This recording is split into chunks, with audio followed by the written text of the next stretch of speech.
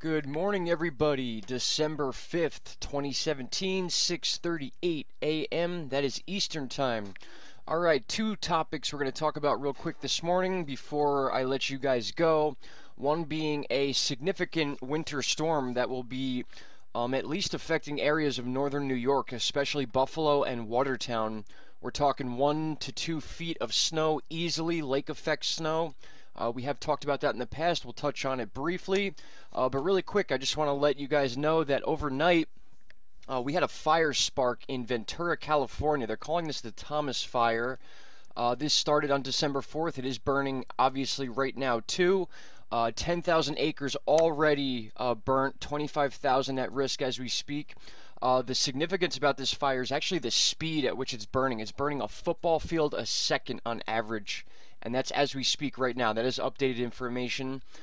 They have evacuated 1,000 people in East Ventura. That was overnight. Now, I have a tweet pulled up by the Ventura County Fire Department with a map here. Now, this map does look a little odd. It is a terrain map. I actually brought it up on Google Earth for you. Sorry, guys, I'm a little stuffed up this morning. The hot and cold is just messing with me bad lately. I don't know why, but it's my sinuses, but everything's cool. Don't worry about it. Anyway, so I brought this up on Google Earth for you guys. This is Simi Valley. I actually used to live here. I lived here for a couple years back in the mid-2000s. But the fire we're talking about is right in this area. You can see Mud Creek Canyon right here.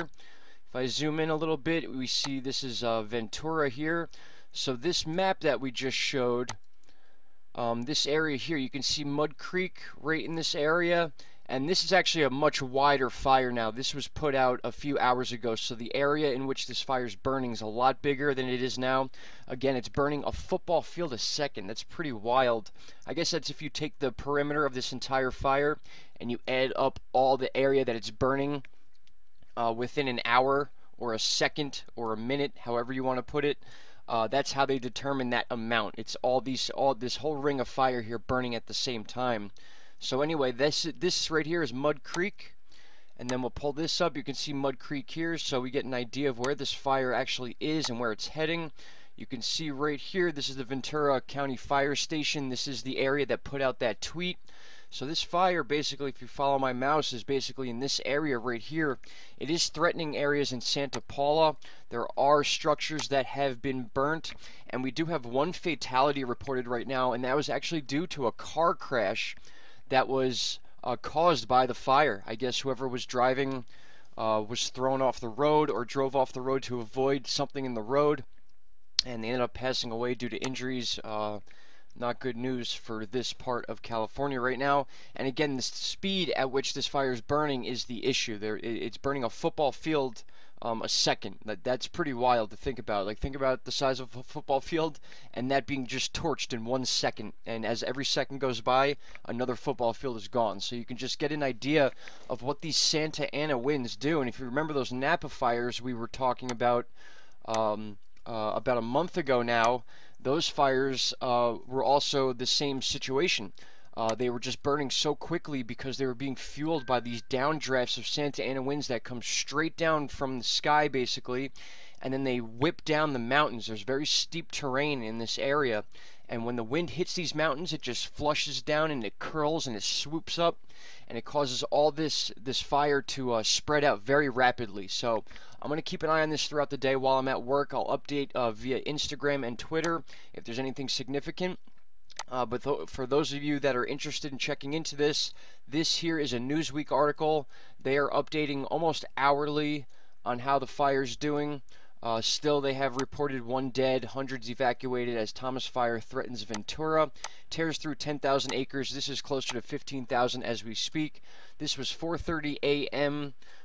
With the time difference, Eastern Time, 7. Okay, no, so this is actual time. This was 4:13 a.m. Eastern Time.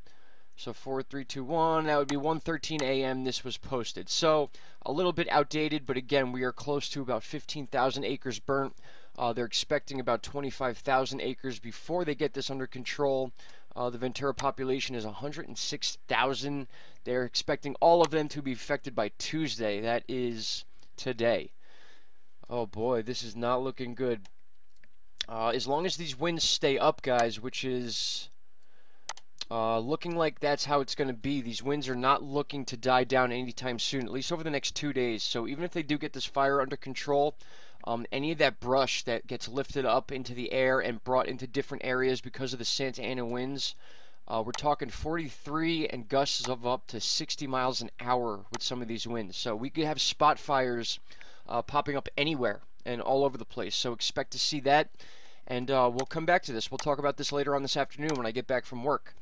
Alright, and now let's take a look at our favorite website, Tropical Tidbits. Now, I'm specifically talking about this system for right now in this video that is passing.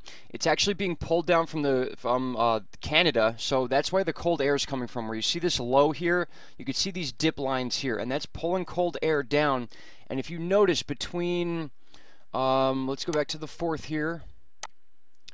Or we even go to the 3rd. We'll see how this develops here. You can see this strip of storms here is actually current. So right now, this strip of storms is real time. I actually pulled up a lightning chart. Now you can see how this chart down here, you can follow the lightning almost at an angle. That is the same angle that this storm here is moving west to east. So we'll get current time. This is the 5th. This is current right now. So you can see the top of this area is well over northern New York, where Buffalo, and then more east is Watertown, which is also northern New York, right near the border of Canada. But the issue here is lake effect snow. And if any of you have been watching the Weather Channel, you're going to hear a lot about this, because this went from a winter warning to like basically an advisory and a watch. So this is definitely a storm that is going to affect areas of Buffalo and Watertown. And the reason for that is because they are on the east side of the Great Lakes. If you look at the averages of snow per year when it comes to the Great Lakes, the east side of the Great Lakes is usually more than half less than what you see on the east side of the Great Lakes, and that's due to cold air that is brought down from Canada, passes over that water, and the water actually mixes with the cold air and causes that snow. So a lot of you from the Northeast, you already know this, but maybe some of you in the mid-states and stuff like that, you don't really understand the concept of lake effect snow, but that's how it works. It's a situation in which you get a swirl or a dip in the jet stream like we've been talking about all season with the hurricane season, which we are 5 days out of now. Congratulations, everyone. Round of applause. We made it.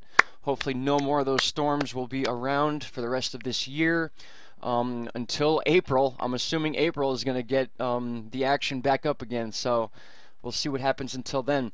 But you guys can clearly see here, this is December 5th. You can see the severe weather getting pretty crazy here as we're approaching West Virginia and the most western parts of Pennsylvania, but the air here is still too warm to really cause snow. But this is where we're seeing those lightning strikes, if you notice.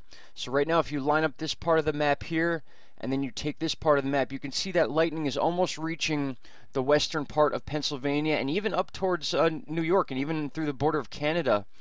Niagara Falls area was seeing some lightning, so this is producing lightning. These are storms. These are warmer weather storms, so they're not producing snow at the moment. But again, the lake effect snow is going to come from this low right here that you see, and this is going to be beginning Wednesday night, probably into Thursday. And again, they're expecting 1.5 to 2 feet of snow already in Buffalo and areas of Watertown, which are pretty far apart. Now, the reason that this is because of where they're located. If you notice here, when I zoom in, we have Watertown in this part of New York, which is just to the east of Lake Ontario. And then when I move in a little more, we have Buffalo here, which is just to the east of Lake Erie. So you can kind of see how these lakes are the reason that the snow is piling up so big. So Buffalo is right at that most eastern edge of Lake Erie here. So the wind is coming down from Canada, and it's swirling around over these Great Lakes, and it's dumping all that snow right here. So even areas of Rochester aren't expected to get nearly the amount of snow that Buffalo or, for example, Watertown is supposed to get. Watertown is supposed to get 2 feet, and again, that is because of where they are located right next to these lakes. So the cold air moving across these lakes here is what's causing that precipitation. Then it freezes, and it dumps all the snow right in these areas. So potentially, if you want to think about it, if we move up into Canada, in the Gregorian Bay area, you would see lots of snow accumulation up in these areas. Anything basically to the east of the snow, the Grand Rapids, they very much get a lot more snow than, say, Milwaukee gets, because that cold air moves across and it needs these lakes to produce that lake effect snow. So it'll skip areas like Milwaukee. Even Chicago gets lucky sometimes, and all that snow gets piled up in these areas. Just to give you an example. So back to tropical tidbits, we'll see how this is going to happen. And you can see right now we're at the 4th. This is current time with the 5th. We see those lightning strips that we were showing you guys here for a recap.